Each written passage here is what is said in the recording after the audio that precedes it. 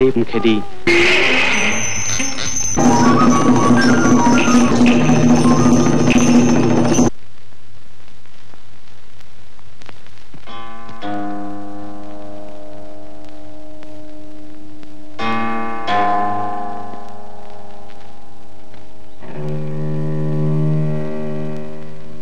বন্দুক আপুনি মাৰিছিল?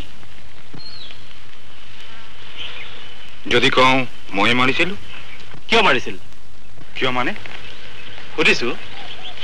ওহো, নতুন মানুহ সেয়ে ইমান প্ৰশ্ন।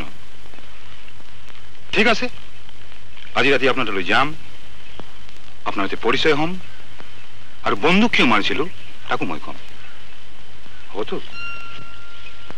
কি ৰাতিলৈ নিমন্ত্ৰণ থাকিলতো? আহিব।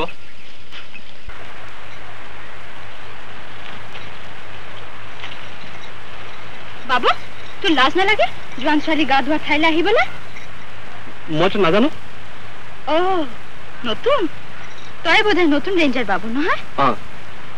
তহঁত চহৰৰ মানুহবোৰ চব এক। নহয়, মই গান শুনি। গান শুনি আহিছো? তোৰ গান খুব ভাল লাগে নহয়? আৰু গান গোৱা ছোৱালীজনী?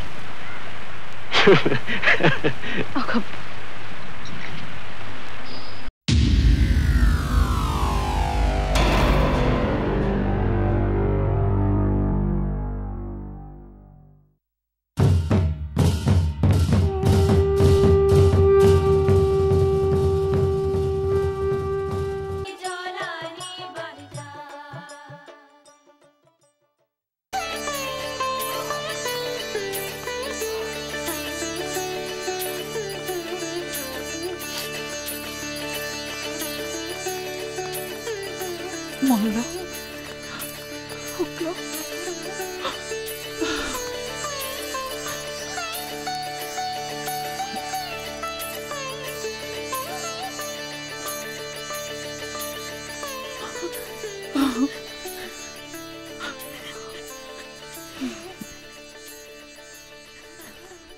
কোঁৱৰ কোঁৱৰ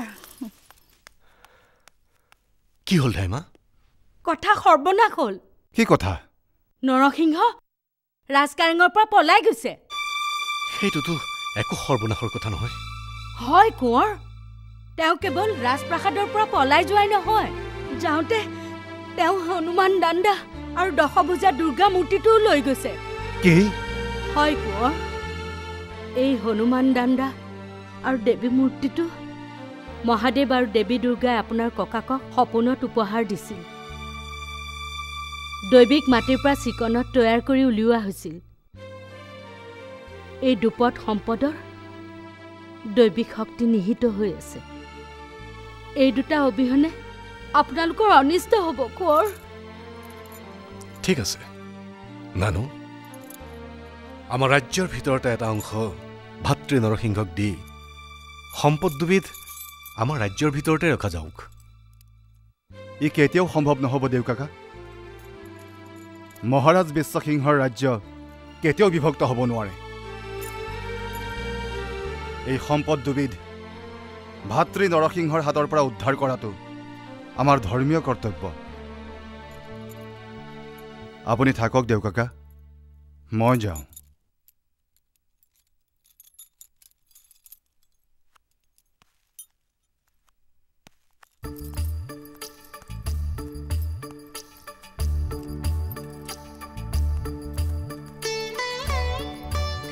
মহাৰাজ।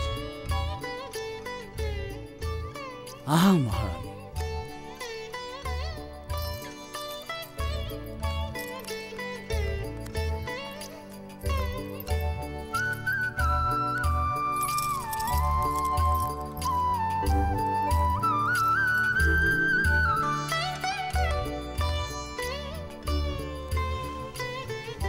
মহাৰাজে অনুমতি দিলে মই কথা এষাৰ সুধিব খোজো।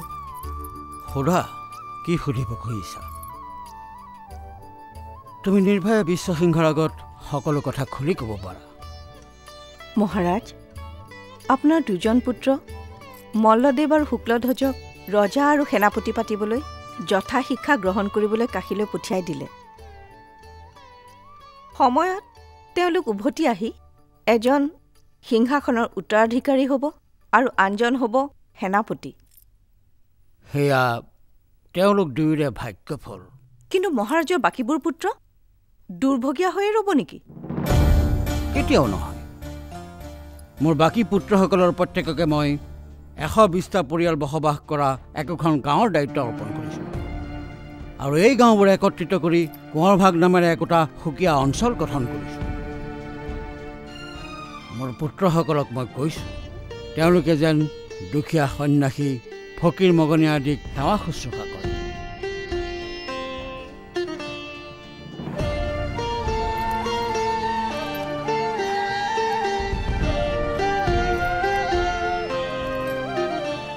তুমি অসন্তোষ নকৰিবা মহাৰাণী। কোচ ৰাজ্য এনেকেই পৰিচালিত হ'ব। মহাৰাজ, মই এতিয়া আহোঁ। আপুনি অকণ বিশ্ৰাম লওক।